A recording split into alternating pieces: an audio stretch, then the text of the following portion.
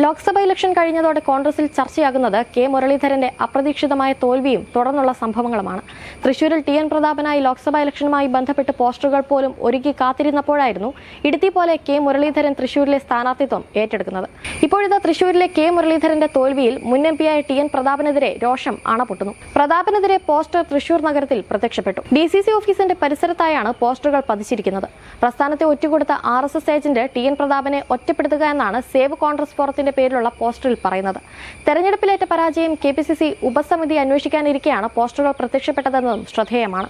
KC ജോസഫും ഇതിൽ കടുത്ത അതൃപ്തനാണ്. പ്രതാപനെതിരെ 3 പോസ്റ്ററുകളാണ് ഇന്ന് നഗരത്തിൽ പ്രചരിച്ചത്.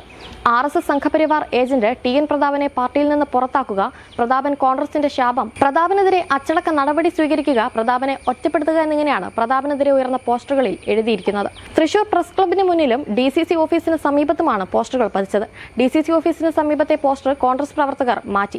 കഴിഞ്ഞ ദിവസം VK ശ്രീകണ്ഠൻ DCC പ്രസിഡന്റിന്റെ താൽക്കാലിക സ്ഥാനം ഏറ്റെടുത്ത ശേഷം DCCയുടെ മതിലുകളിൽ കോൺഗ്രസിനെതിരായ പോസ്റ്ററുകൾ പതിക്കരുതെന്ന് ആവശ്യപ്പെട്ടിരുന്നു. പരസ്പരം കരിവാരിത്തേക്കുന്ന പ്രവൃത്തിയിൽ നേതാക്കൾ ഏർപ്പെടരുതെന്നും ശ്രീകണ്ഠൻ ആവശ്യപ്പെട്ടിരുന്നു. എന്നാൽ തമ്മിൽ തല്ല് രൂക്ഷമാണെന്ന് വ്യക്തമാക്കുന്ന രീതിയിലാണ് വീണ്ടും പോസ്റ്ററുകൾ പ്രത്യക്ഷപ്പെട്ടത്.